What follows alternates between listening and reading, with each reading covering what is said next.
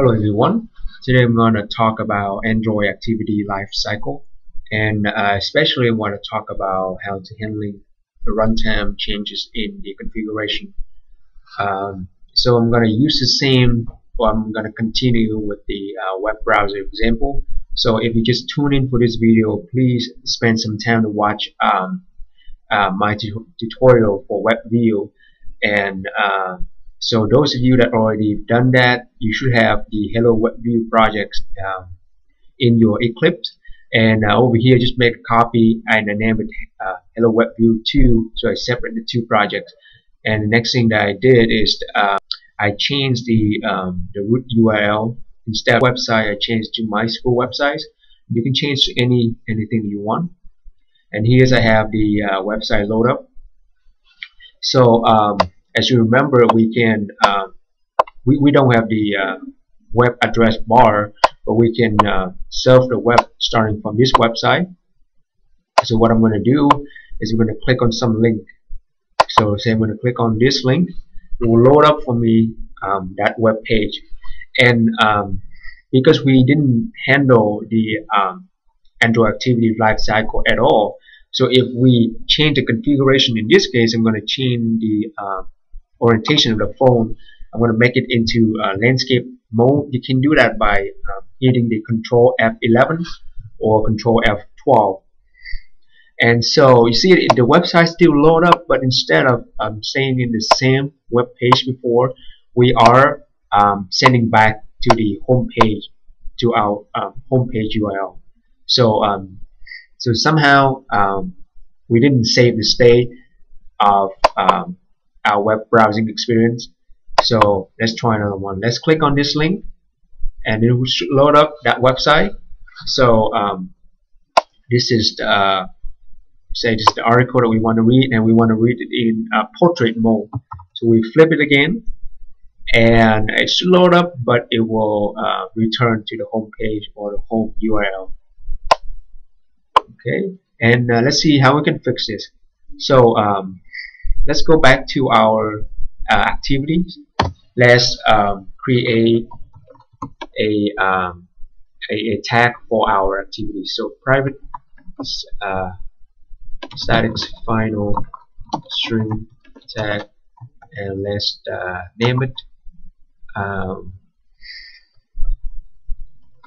Hello WebView 2.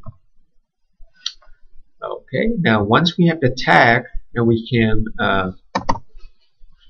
put in all the activity method, the lifecycle activity methods. So we basically want to trace what is the behavior of the activity. So let's start. So override protected void on star, and we're just gonna call the super method, and then we're gonna print it out to the log. So log.i, we just print out the information to the log, and then so the tag would be our tag, and the message would be on star. Okay, now let's copy this a couple times, because we have couple more methods that in the same format. So let's go back. Okay, that's the first on star. The next one will be on restar, and super on restar. Next one is on pause,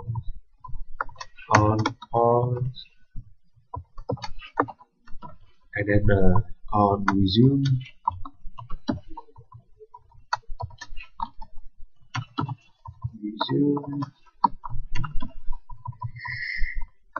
The next one will be on destroy,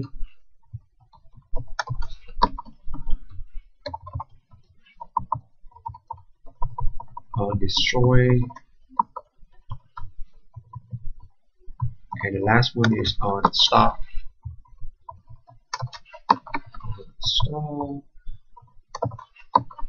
stop.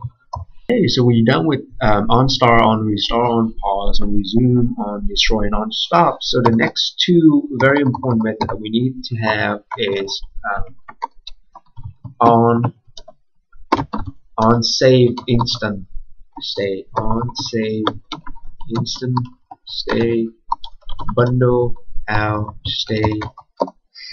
Then we call the super method. So on save instant state bundle, and then we will log it into our log. So on save instant state.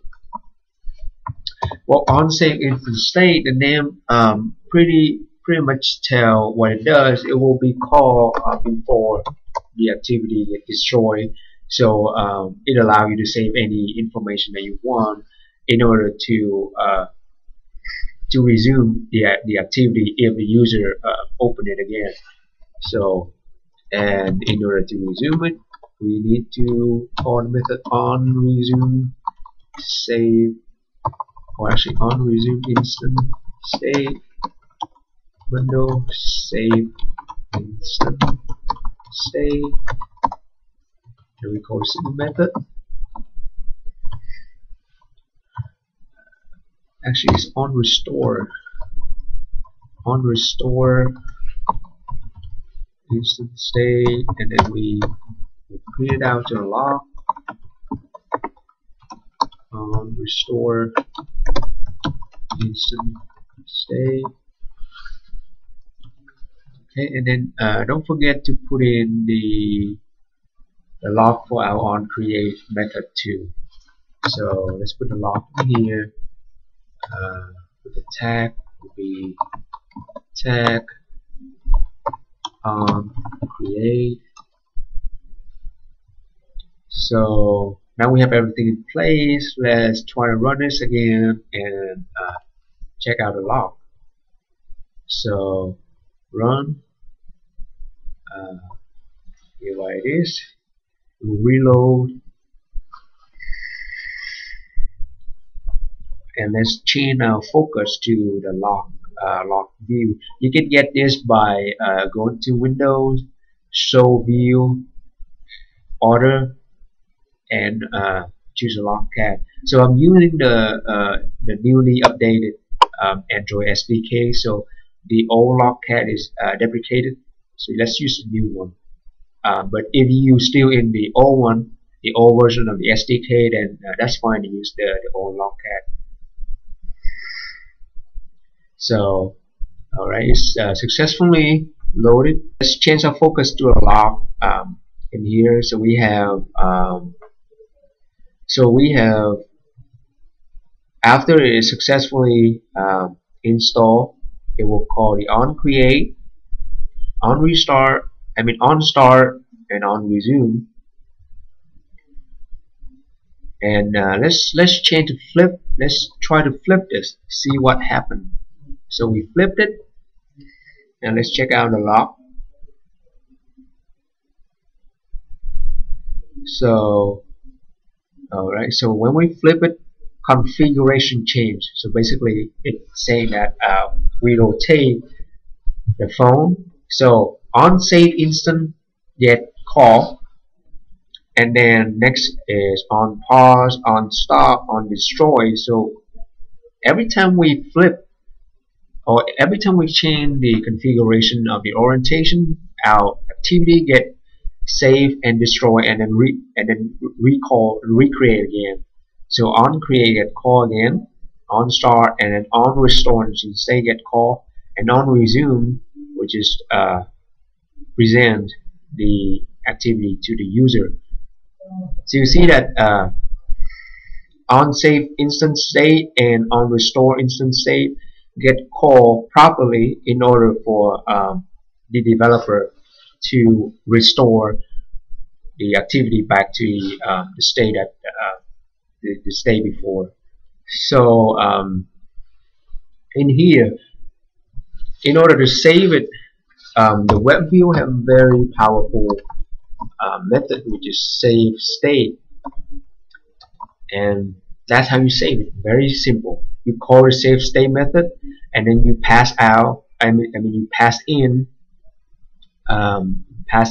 the out state bundle, and the WebView will save everything that it needs into this out state bundle, and then when the time needs, we can restore it. So restore state. So that's it. Very simple. Two simple methods to save the state of the WebView and to restore it to the original state. And that should solve our problem. Let's run again.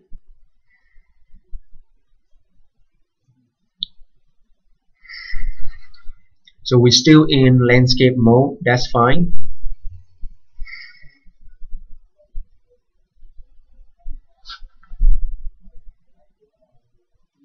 It will load up in a second.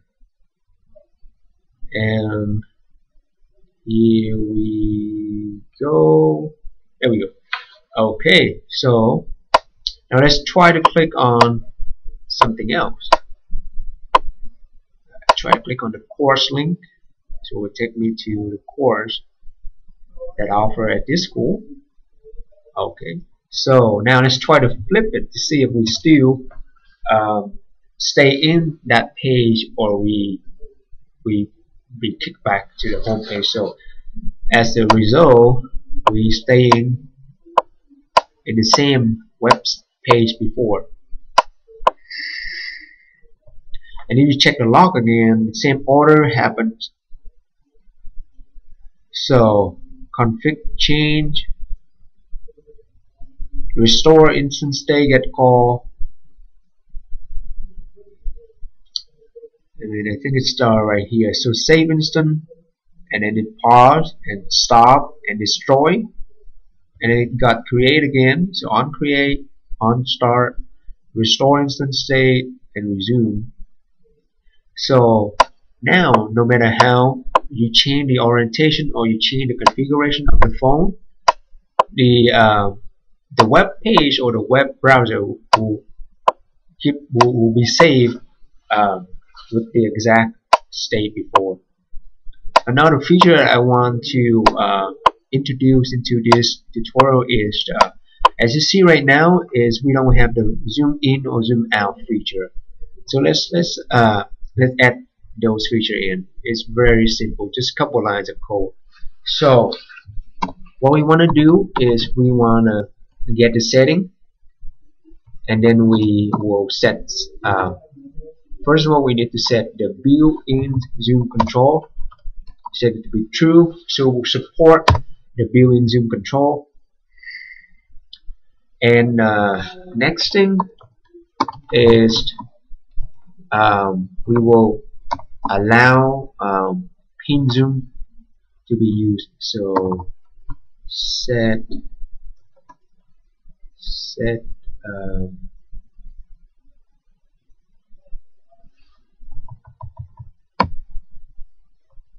I forgot the name. That is set zoom.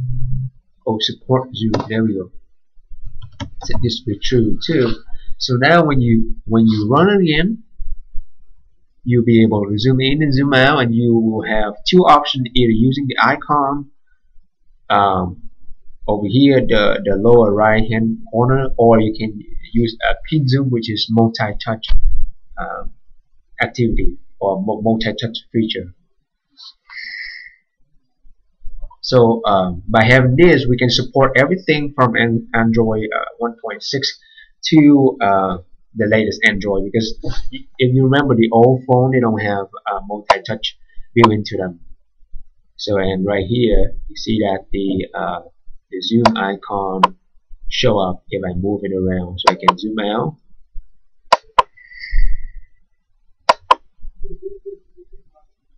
like that, and I can zoom in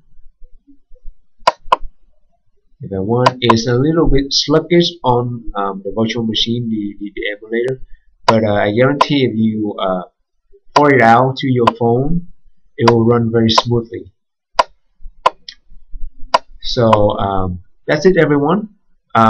So I just show you how to save the website state in the event of the user changing the configuration of the phone, and I also show you how to support zoom control for your web browser. So thank you for watching. If you have any questions or comments, please post it below.